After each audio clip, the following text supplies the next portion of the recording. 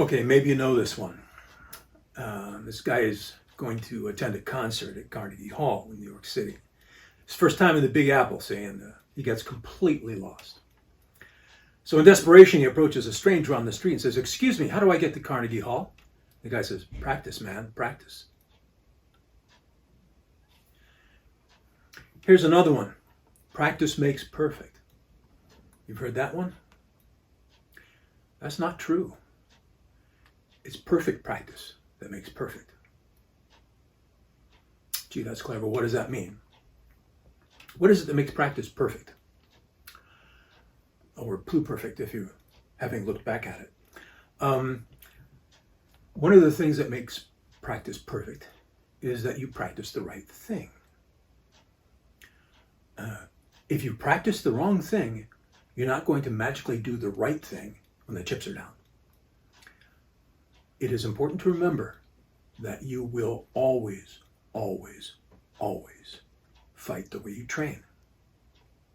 So you better make damn sure that you're training the way you want to fight.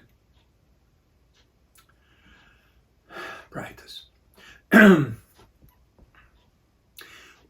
We love to talk about practice. How much, how often, how long, yada, yada, yada, yada. We want to quantify practice. But right now, I want to talk about practice not quantitatively, but qualitatively.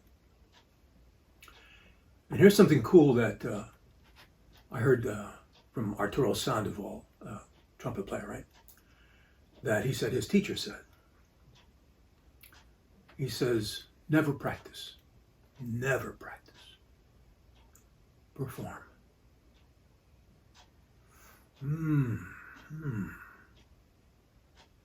That's very cool. And what's the difference between practicing and performing in the sense that they're talking about? Right? Well, I can tell you that if you think you're going to come to practice and phone in a bunch of half-assed shitty repetitions of an exercise, and then suddenly you're going to be able to do it, I have some very, very bad news for you. That's not going to happen. It's a manifestation of the 80-20 rule that says that 80% of your results comes from 20% of what you do.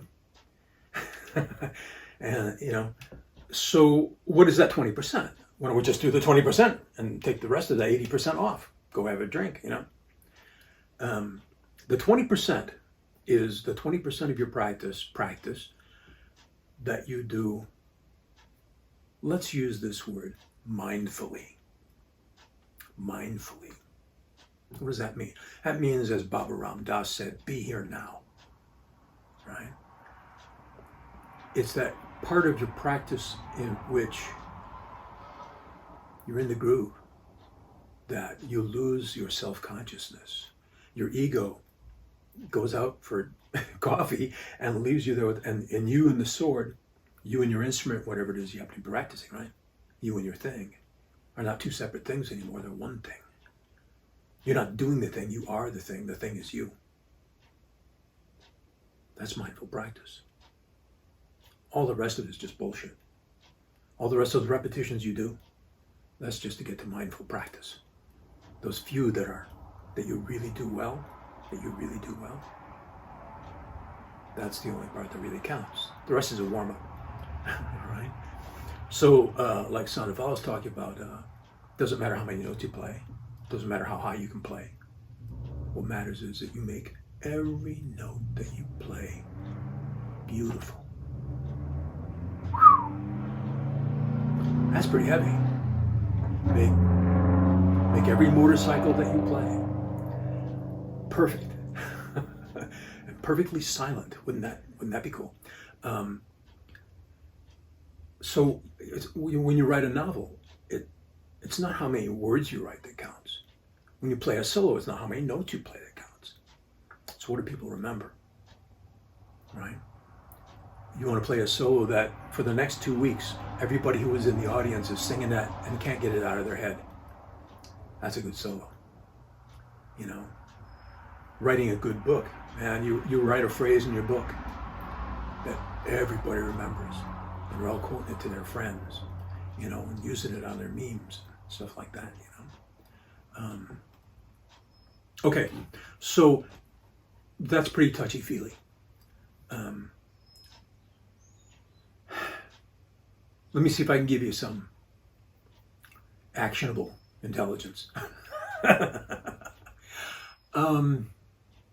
Here's what I recommend. First, establish a practice ritual, and I mean ritual, whatever it is for you. That means the time, the place, whatever, that the sacred space. If you transform it into a sacred space for that time, that means someplace where where all your juju is, right? I mean, if I have right now, I got a picture of Chet hanging up under my clock where I always see it when I practice. That's part of my practice juju right now, right? Or whatever you need to get your mind and your spirit into your practice, to shuck off all that bullshit you've been dealing with all day, and then what you'll have to deal with afterwards, and to carve out a sacred space and a sacred time for a sacred thing. Right? This is part of preparing your mind to enter into practice. It's part of your warm-up. You have to not only warm up your physical body, you have to warm up your mind and your spirit to be here now.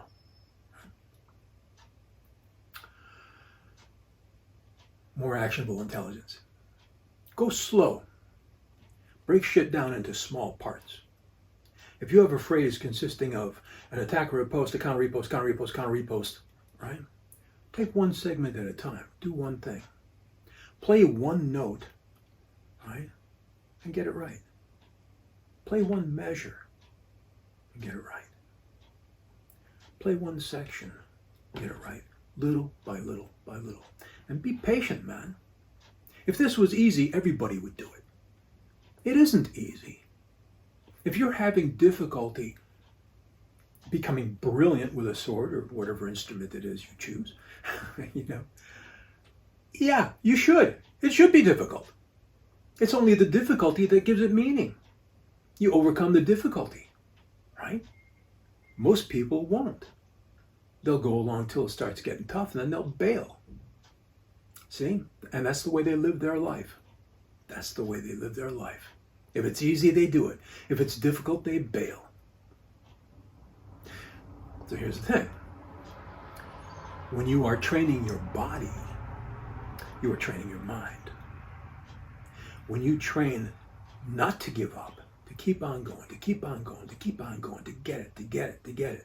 You don't practice until you get it right. You practice until you can never, ever, ever get it wrong. Yeah? See, most people quit long before that. So in doing this discipline of the body, incorpore sano, right, you are disciplining your mind. And when you discipline your mind and your body together, you are disciplining your spirit. And that's everything. That is everything. So go slowly. Go so slowly that you can correct errors before they happen. You're so slowly that you can feel what you're doing. See, practice is not exterior. What happens on the outside of your practice, how your hand moves and all that shit, that's bullshit. That's not the part that counts. The real part of practice that counts is what's happening on the inside. What is your connection to what you're doing on the outside? When you can bring those two things together, right? So that what you are on the inside is what you manifest on the outside. Whew, that'd be pretty cool. I'd like to do that. What else? Basics. Look, man, everybody plays scales. Everybody. Always. Forever. The greatest musicians on earth still play scales, Jack. So build your foundation on basic things. Balance, line, focus, distance. If you don't have that, you don't have jack. Balance, line, focus, and distance. That's everything. Everything is built on that. If you don't have that, forget about it. What else? Shorter is better. When you're trying something tough or something new, only practice that when you're fresh. Never practice that when you're fatigued. And when you're practicing that new thing, that tough thing, and you start getting tired, quit, rest, boom, go do something else. Because once you start getting tired, you're going to start making mistakes. Your body's going to substitute other things for the things that are fatigued. And you're no longer doing the thing you set out to do. So you have to learn to recognize when that's happening. It's better to do 3 perfect repetitions, right, which gives you a score of +3, than to do 100 repetitions, 50 of which are lousy, because then +50, -50 gives you a net of 0 for the day, right? So practice when you're fresh, and get feedback. Sometimes that's hard to do. You may need to set up a video camera and look at yourself with an unkind eye. Or you may have to find a friend that you can trust. And I mean a friend. I'll tell you what a friend is. A friend is someone who would tell you what you don't want to hear, but you need to know. All right? Everybody else, that's a Facebook friend. Fuck them. You have one friend that you can count on for the truth. You're way ahead of the game. Breathe, man. Relax, breathe, and enjoy it. Enjoy what you're doing.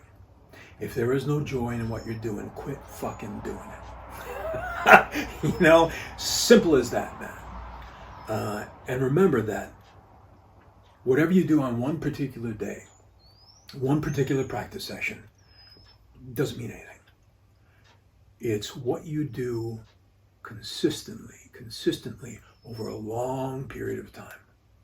That's what develops mastery. That's all I got off the top of my head. Does that make any sense?